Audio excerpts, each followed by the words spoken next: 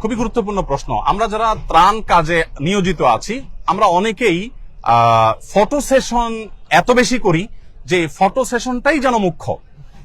এটা খুবই দৃষ্টিকটু। ইসলামী দৃষ্টিকোণ ভাই জানতে চেয়েছেন, আমি সে আলোকে যদি বলি, ইসলামী দৃষ্টিকোণ থেকে মানুষকে দেখাবার উদ্দেশ্যে কোনো কাজ করলে সেটার কোনো রিওয়ার্ড আল্লাহর কাছে আর পাওয়া যাবে না, বরং সেটা ভালো করতে গিয়ে আরো খারাপ হওয়ার সম্ভাবনা আছে। বিশেষ করে বন্যার ক্ষেত্রে আমরা বলি যে বন্যায় ধনী গরিব একাকার হয়ে যায়।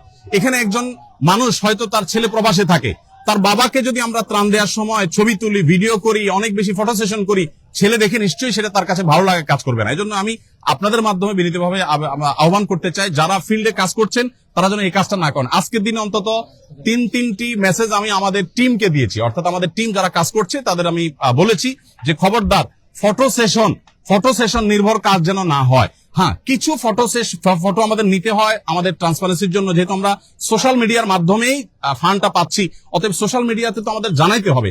আমাদের অনেকে বলছেন ভাই অমুক এলাকায় কোনো কাজ হচ্ছে না, অথচ সেই এলাকাতে স্টিল আমি নিজে আছি। তখন আমাকে মেসেজ করা হচ্ছে ভাই এই এলাকাতে আপনাদের কোনো টিম যায় নাই। আমি বললাম আমি স্টিল ওখানে দাঁড়িয়ে আছি। এখন আমি যে দাঁড়িয়ে আছি এটা প্রমাণ করার জন্য তো ওখানকার কিছু ছবি, কিছু ভিডিও আমাদেরকে দিতে হয়।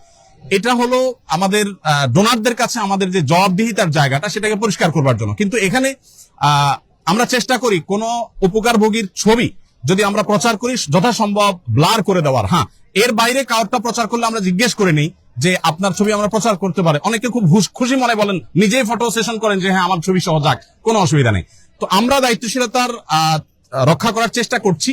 তারপর আমি আহ্বান করব আমাদের টিম মেম্বারদেরকে, আমরা বলি অন্যদেরকে আহ্বান করব যে আমরা যেন এই ত্রাণ দিতে গিয়ে অন্তত ফটো সেশনটা খুব বেশি না করে ফেলি, প্রয়োজনের বাইরে যেন না করি, এটা আমাদের না করা উচিত।